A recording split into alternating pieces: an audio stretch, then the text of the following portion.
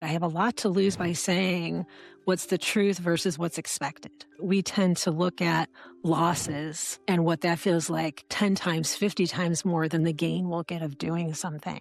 And it's so counterintuitive for us to think, let go of the outcome. How can I let go of the outcome? Especially when it impacts so much for you personally. Because when you're so focused on the outcome, you tend to take steps that cause delay and cause you to not see some other things that are going on around you. It's nice to get validation that you're doing a good job. And so we tend to look at, I need validation from others before I move forward. I need to know that this is good enough. The more times you put yourself out of the comfort zone, the more comfortable you get getting out of the comfort zone. It isn't as scary the third, fourth, fifth time as it is the first and second time. Sometimes we take a risk. Sometimes we don't take a risk. We get it right in either case or we get it wrong in either case. And that courage to come back around and say, let me regroup. Let me reconfigure. Let me relearn, whatever it is. I love that, because, going back and saying that certainly shows courage, yes, but it also shows there is no growth in comfort and no comfort in growth. Yet the big leaps are how careers are made and how businesses excel. So how do you master not knowing at all or feeling like an imposter? How do you have the conversations that lead to trust and, of course, excellence? How do you take charge of the things that you can control? How do you thrive outside your comfort zone? That's what this podcast is about. I'm your host, Wanda Wallace, and it's time to get out of your comfort zone. Welcome to the conversation. All right, today we're going to talk about breaking out of your comfort zone. And that is usually breaking away from the need to know everything that your team is doing. That sense that you know everything and therefore you can feel comfortable and confident because of your content knowledge. But that breaking away from that comfort zone, from that edge of familiarity is what we really want to focus on today. And it's also breaking away from what you know, what you've always done in the past, the day-to-day that you're familiar with, and facing that real edge of uncertainty that scares us at times, that challenges our confidence at others, and that keeps us sometimes stuck in what we've always done. So how do you do that? How do you face that edge of familiarity and keep going? How do you get comfortable with not knowing? That's what we're talking about today. So my guest today is Amy Clark. Amy's a leadership strategist, advisor, and she's the author of Unseen Leadership. She's a former chief human resource officer and turned executive coach, working with senior leaders and leadership teams to make sure that they're shaping the unseen forces that are affecting decisions, affecting their influence, and affecting the organizational culture. I should say this is not her first book. She has a prior one called Growth Point, which was very successful. She's also listed as the top 50 Thinkers 360 thought leaders, if you follow that track.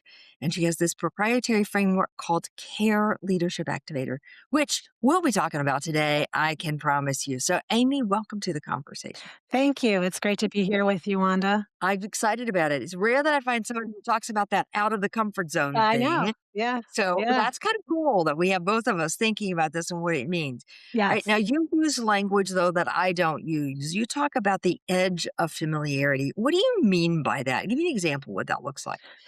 Yeah, for me, it's actually quite literal. I picture myself, like I'm standing inside this bubble. If you can picture yourself in this bubble, right, and you can see the edge of it, you can see what's beyond it. It's clear, right? You see what's on the other side, and you want to walk through it. You want to get to what's on the other side. Yet every time I feel like I want to take the step, I take the step, I bump up against something, and that's something that edge of that bubble is my instinct, and it Yeah. shows up in different ways. So we are born with instincts, right? Of survival, protection. Sometimes to avoid something because it again is to protect ourselves physically, emotionally, mentally from something that is new that we're scared of. It's the fight or flight. This connects into all areas of our life, but when we're talking leadership and leading teams, it can get into, again, when you're thinking about how you protect yourself, what if I get this wrong? What if I just need a little bit more time, a little bit more information, right? And it's this idea that I'm standing there and I see it, yet it's holding me back, Mhm. you know?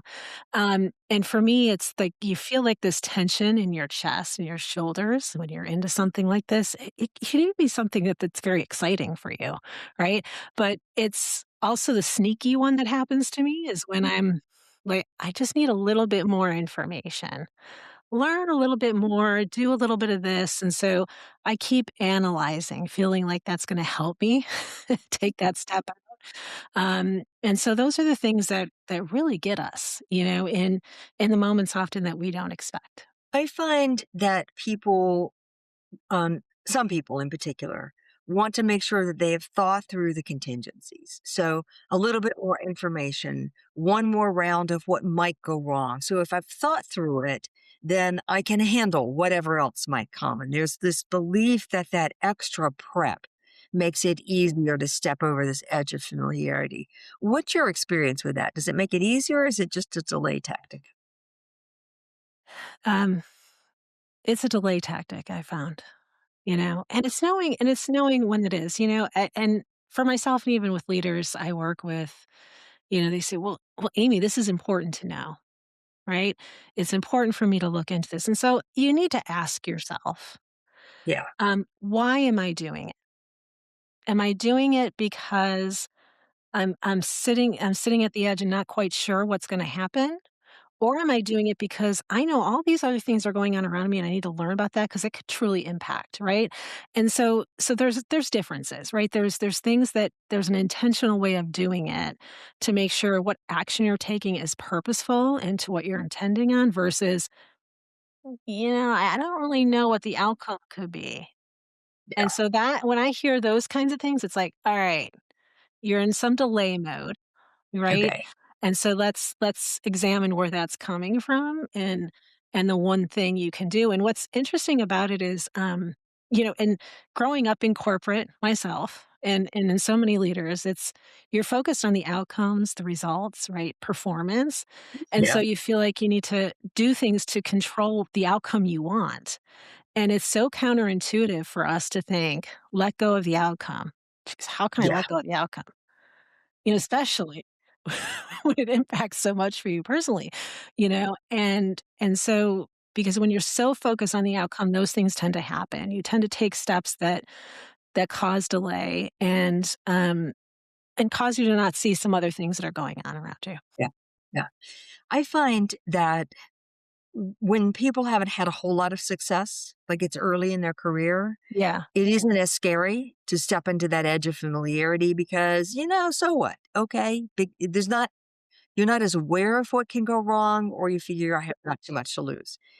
But once we get through the middle parts of the career where you've got a reputation, you've got track record, you've achieved some things, there's a lot to lose, not just a paycheck and a job. There's a lot to lose. And I find when people are too focused on that lot, how much they're going to lose, then it's really hard to face that edge. So, what's your experience with that? Yeah, and that's actually one of the things I think about is like loss aversion bias. That we tend to look at losses and what that feels like 10 times, 50 times more than the gain we'll get of doing something. And again, that comes just from the instincts we are born with. And those things happen. So I see that a lot in the way you describe it, I have a lot to lose. And while people might not say that out loud, that is what's going through their head. I have a lot to lose by saying what's the truth versus what's expected. What's this going to mean for me, you Or know? trying it differently, or going to that meeting and not having Yeah. every piece of Yeah. information. Yeah. And so that is quite often because you've built this reputation, this credibility from your expertise or from results that you have. And so now you're at a place, okay, this is what got me here. I need to keep doing that to keep me here. And that is not the case. That's the part that I find is so scary. That's the one that I find people struggle with the most because it is true that that attention to detail and level of delivery and knowledge is what got you to the seat today. Yeah. but it is not what's going to allow you to have the impact you want to have from this point going forward. No. And that is so hard to come to terms with. I've got 20 years of experience of being the expert. Like, it's just really, really difficult one for people to get their head around. Okay, do you find before I talk about how do you do this, I want to talk about what else you see people. What else causes people to hesitate on this? You talk about this edge of familiarity as if it were a bubble, and you're coming up to the bubble, and there's a little bit of resistance, and that has us pull back from our natural instincts rather than go forward. And we talk about expertise and a lot to lose. What else makes us hesitate from breaking out? Well, if you're someone like me who used to think, kind of like this people pleaser and the need for validation from others, you know, it's nice to get validation that you're doing a good job, that people like you, you know. It boosts our ego for ourselves and feeling really good, like I'm on the right track. Mhm. What I see often happen is people are looking at this and say, okay, what will this person think? Or I know this person is watching me closely because maybe you're in line for a promotion or you have a really big stake thing going on with your team, and the visibility is quite high, and so we tend to look at, I need validation from others before I move forward. I need to know that this is good enough, and so that's one of the ways we do that, and again, it comes from this fact of we're just trying to protect ourselves, and the whole thing of, you know, imposter syndrome comes up. I think of that term, it's used so much, but I think of that term in saying we think, am I the right person? Did they make the right choice? Mhm. And so that's where validation becomes even stronger, because you just feel like you need a proof point before doing something. Yeah, I see that as a major barrier that Mhm, people are still trying to prove to the universe that they mhm. deserve the job they've got. And so they're trying to prove that they know enough. They're trying to prove that they have the strategy all by themselves. They're trying to prove that they can see everything, that all of those pieces. And it's that prove that keeps you stuck from really stepping out on the edge. And that's what you're seeing as well. Yeah, because again, as we grow up in our careers and do these things, you're kind of looking at, your leaders are looking at dashboards, reports, results, numbers, right? A lot of these visible things that take place. And that's where you get validation from, where your numbers and the trend and how it's going, how you can explain it, how you're shifting because of it. What we often don't talk about is what happens the inner work in the moments where you're kind of trying to figure out, okay, what do I do here? And and to say it out loud to somebody feels very risky. Yeah. And Yeah. so those are the moments, and that's where the heart of unseen leadership comes in, is like the things that people don't notice. Yeah. That's one piece of it. They don't notice it's going on inside for you. The other Hmm. component is of unseen leadership. That is the powerful part, is how you uncover things, situations that others can't or won't. And so taking that, all of that that's coming inside, how can I use this as power to uncover something that others can't see yet? And that's the real impact I can have. And so it's trying to move from one to the other. Simple concept, not easy to do. Yes, yes, easy to see. Just like anything, And I right? think it's really helpful to understand all the factors that drive you towards avoiding taking that risk, stepping over that edge or breaking out of the comfort zone. Because if there's like a checklist, then you can go through and say, okay, and was that one? Is that one? Is that one? Is that one? And you got three or four. There you go. Okay, maybe we're kind of hesitating here when we don't need to hesitate. All right. I want to do a contrast here for a minute. Not every risk is worth taking. Mhm. And I'm going to do this as like a trend. There are all sorts of trends. And sometimes the trend is the thing that's worth following and it becomes a really, really important thing. And you know that you've got to get on the bandwidth and follow it and, bandwagon and see it all the way through. And that's an important trend. But there are other trends that are not so clear. Should I get on that one? Should I really pay attention? Do I dig down or is that one kind of going to disappear? I said that in terms of trends, but it's also true in terms of a risk. Is this a risk I want to take in my career? So, how do you help people evaluate what's really worth taking the risk, and what you want to pause on taking the risk for. Wait for more information. Yeah. I like to look at it in terms of, is this something that, aligns with what I want long term for myself? Or am I just looking at it because it's interesting and other people are doing it? That often happens. You see other people are doing something, you're like, ooh, this must be something. There must be something to that. So, and that's not a question you just sit with for 5 minutes and are able to answer. Because, if you really don't have a sense of or clarity on what you want long term and what you see for yourself and others that are working around you, then that's the place to start, because then you can say, is this connected to that? Or am I Mhm. just doing it because it's the thing to do, or I've read books about it, or I've listened to podcasts about it, right? You really want to think about that, because the one question I like to ask, if you were to sit with it for 6 months and not do anything, what do Mhm. you think it would cost you? If it was a year, if it was 2 years, kind of kind of thinking ahead, like, what would the cost be if you did nothing?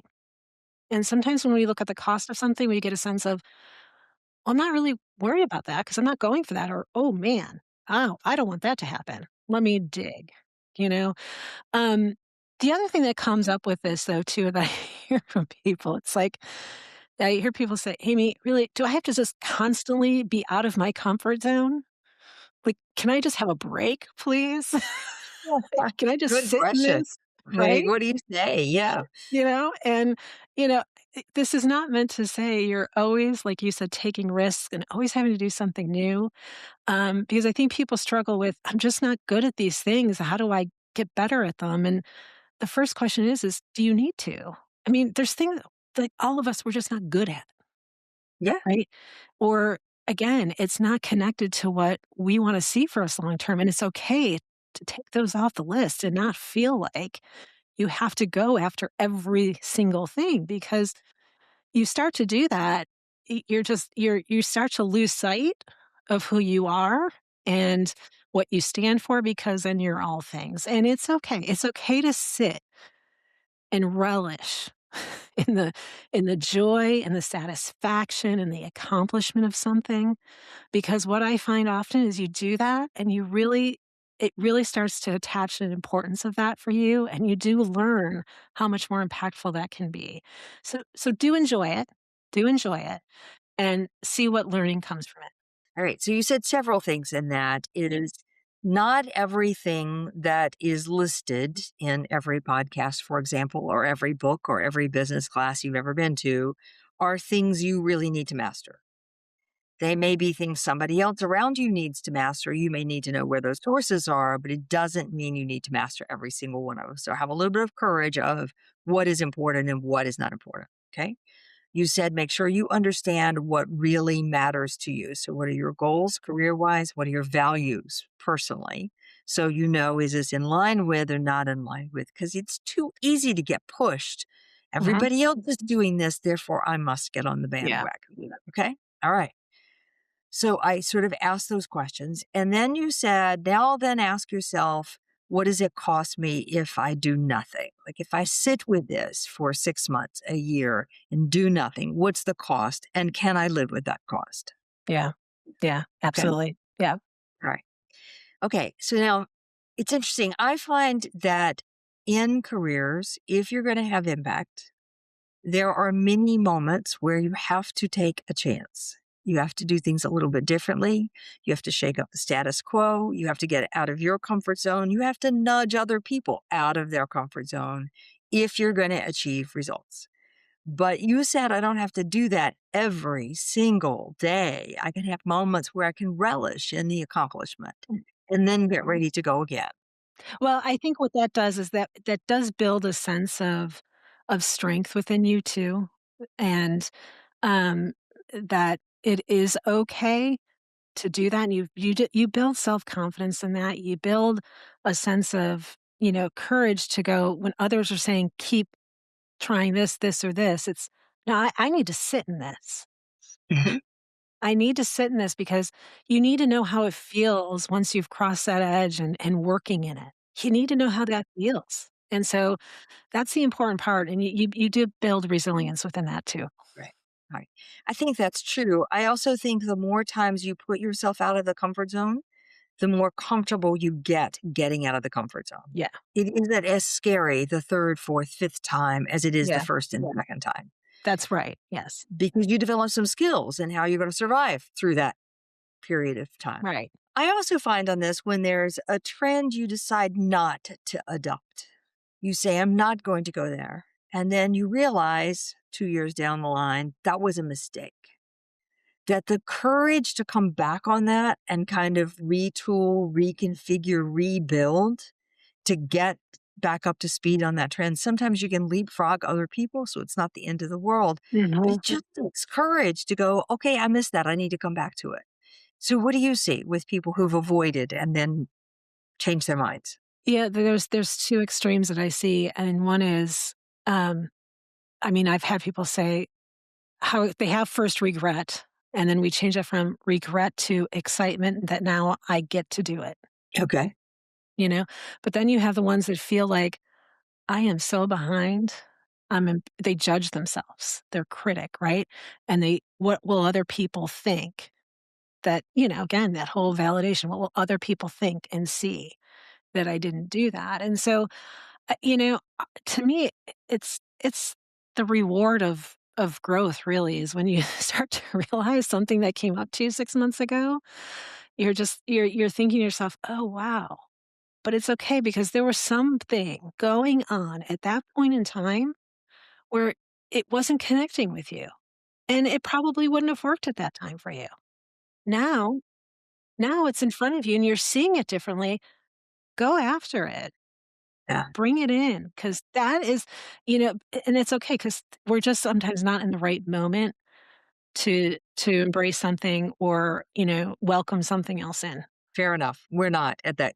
We're not always in a good place to say I Yeah. can take whatever Yeah. risk or that kind of. Yes. Listening to you talk reminds me of a story from a number of years ago. There's a young woman who is going for a big promotion, and the business that she's leading right at the moment is going very, very well. It's a very hot area. Everything's going well. She's making money. I mean, it looks great. Everything's great. And she thinks I'm on track.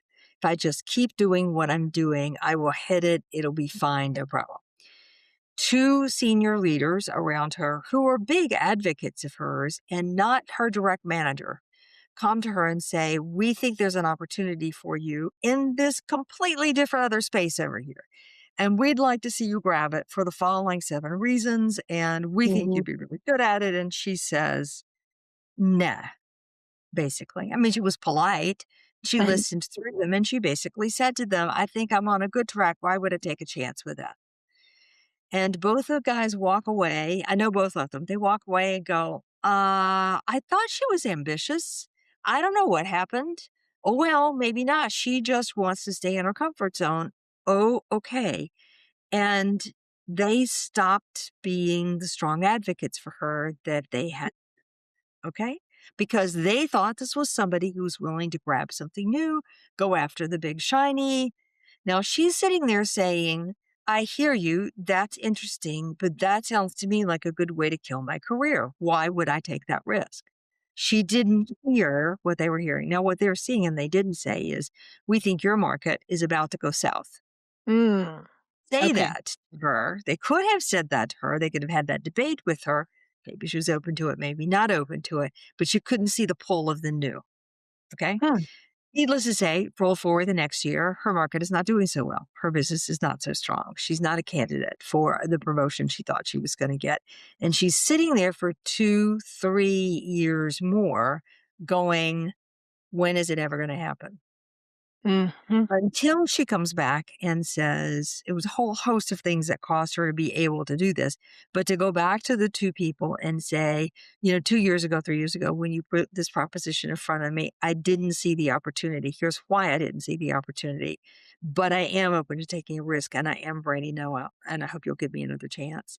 And they got back on board with her. Mm. Nice. But it was that admitting the courage to admit that I didn't see it and I missed it, but don't hold it against me. So it's possible to regroup when you've built good track record. I love that, because, going back and saying that, that that certainly shows courage, yes. But it also shows interest and that you can admit you don't have all the answers and that you're okay and going back, I was wrong about that, or I realize now what this opportunity could mean for me. And, a couple of other things that came to mind as you were talking through that too is, these 2 other leaders saw long term that the market was going south. It would be interesting to me to talk to the person you're discussing, like, what was she seeing in the market at that time, right? Because that all comes down to, yeah, you wanna look back too and learn. Yeah, Yeah, this opportunity in front of me, I can see what this does, this can do for me and what else. And it's important to go back and say, what didn't I see at the time? Because you want to learn from that to take to your next opportunity. Was there a signal or something that I missed in terms of looking downstream at the market, right? And yeah, and the other thing that came to mind for me was the word ambition that you brought up. I mean, ambition can mean different things to different people. totally. People can be ambitious in the role and they love the role, they wanna stay in it, and they're ambitious to keep it going and to change along with things and wanna keep it even make it even more successful. And so, I think on both ends, there's that, difference of view, right? And so it comes from our own experiences, which is fair. And so, but I love the fact that she just said, "I'm seeing this now." Um and and I would say, "What can I learn from this? Because this isn't gonna be the last time this comes up for me." For sure. And I think this is right back to where we started this conversation, this Mm, notion of the edge of familiarity or the edge of the comfort zone or out of the comfort zone, however you want to describe it. right. When you're feeling comfortable and you're feeling like everything is rolling along smoothly and it's going to be fine, I think you miss the signals that the world is about to change. Oh, yeah. And I think it's because your mindset is sort of in this blinder, let me just keep going and doing, and I will be okay at the end, just keep doing. Or the other way I hear it from my senior leaders more often is, what else do you want me to do? I'm so busy, I can't possibly take on anything else. Strikes me as an odd thing to say because ultimately, isn't that your job to see what else it is as opposed to say so busy? So, anyway, I think all of those drive us back to our comfort zones. And I hear more often, like, I don't have the capacity, the time. I'm trying to keep the train moving. And what that tells me is, from a senior leader standpoint is, all right, we need to back up because think about the role they play as a senior leader, as an executive, right? Yeah. And why it matters to the health of the organization, to the health of their team, for themselves, to success. Um, because if you're standing still, all of these things are I just imagine like the cars passing you really fast, and then you're just, "Wait a minute, the road has ended. What turn do I make?" And yeah, for sure, I see it in both, but lately, I would say lately, and last year, it's been more of, um, I just can't take anything else on. Yeah, I'm seeing that a lot, and I'm seeing people getting very tunnel vision because of that one. Yeah, All right, I want to shift gears because I would be remiss if we didn't talk about your main framework, which is the yeah, CARE Activator framework. Explain to me what this is, how this works, why this is important for this whole idea of out of the comfort zone. yeah. Care is what activates the strongest parts of your leadership, okay? But also expands ways in which you're seeing yourself and others that are around you. And you started early on in talking, about team and your expertise not lasting. As you're leading more, as your scope Mhm. expands, your expertise matters less, which is really hard to hear because we've all worked so hard to get to where we are. And for somebody to tell you, wait a minute, my expertise doesn't matter as much. Now what? That's what I've leaned on. And so where the care activator comes in, it's how do you bring out the most in yourself and your team? and then you bring out the most in the results of the business and the mission and the goals you're trying to achieve. And so there are four areas of care as the acronym. So you have curiosity, adaptability, resilience, and empathy. And those are the capabilities that when I've seen in teams when they activate and interrupt those instincts that are keeping them from their edge, they're seeing a difference. They're seeing a difference in results. They're seeing a difference in how they connect with people and how they connect with themselves and become a better leader for it. Okay. All right. So curiosity, adaptability, resilience, and empathy, those are so easy to say and so difficult to do. Give me an example of let's like go through each one of them. What does curiosity look, particularly when I'm looking at this edge of familiarity and I'm thinking about crossing over? How does curiosity work? One of the things I like to think about is so thinking of we've just had the shuttle launch, right? NASA, they invented the chronograph. So it's this mechanism that dims like the brightest thing in the sky, Mhm. whether sun or the brightest star. And they do that so it uncovers other things that could be out there, right? Okay. It's the same kind of thing with curiosity. And I think you mentioned shiny objects at one point. Curiosity, one of the things about that is a way to dim that shiny thing, that obvious answer. We've been here before. We know how to do this. How do we dim it to then see what else could be possible here? And so, um, it's the questions of what am I not seeing? What else is possible? What else can we consider? And in the moment of conversations with your team or when you're working on some deep work and strategy work is, I know this has worked before. Around me has changed since then? Yeah.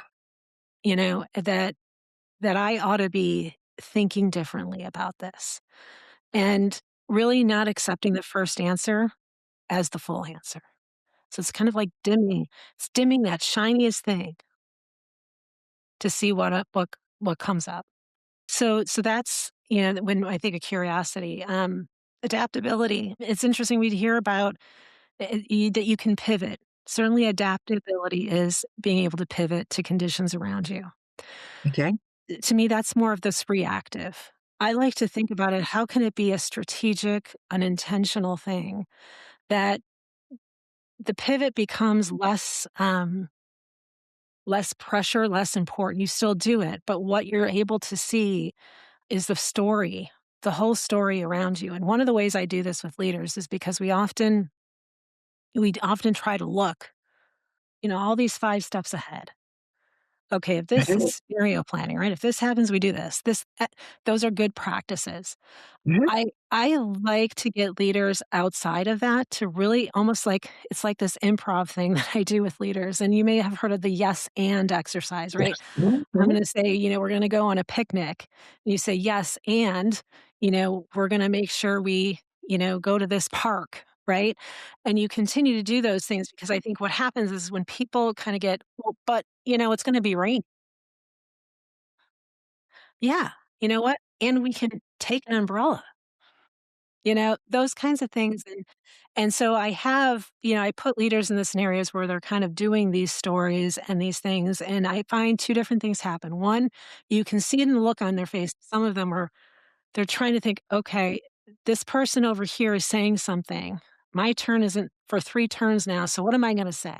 Like, they're already planning, Uh-huh. right? Uh-huh. And it's not their turn yet. And so when it comes to them, there's like, "Oh, wait, that's not what I planned That for." doesn't fit now. Yeah. Right. Versus the ones that, like, let the story go and they have the courage to add the next line, whatever that is, right? And it helps them practice this in the moment kind of thing Mhm. to blend Mhm. with the scenario planning we've all learned, in the business world, to understand that, yes, there's this pivot opportunity, but there's also this opportunity to say, how do we come and embrace what's happening around us now? So those are things that, with adaptability we think about.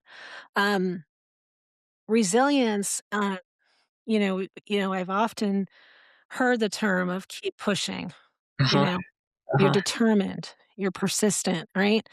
Um, And, I had learned from a friend of mine, she does marathons, and she has this mantra in her head, even though I've done marathons before, the marathon doesn't care that I've run a marathon before. Yeah. Nobody around me cares. I have to honor the training. I have to build my endurance, not to push beyond that I can do physically or mentally, but to know where my limits are, where I kinda hit a wall and how I can move beyond that, right? And so you build it up. You have to honor the training. You have to honor the training of leadership, honor the experiences that happen and how you learn from them. So that's a piece of Mhm. resilience that, Okay. as we think about things that are changing now, particularly in AI, where human leadership becomes even more important, um, and we feel behind, how do we build resilience in that way? And Okay. then finally, empathy. I have always had a really challenging time thinking about empathy as putting yourself in someone else's shoes Mhm. because I just think of this, okay, once I'm in them, then what? Like how do I impersonate somebody? I'm coming from my own experience, they're coming from theirs, and that's the point with empathy. It is not about you. It is about the other person.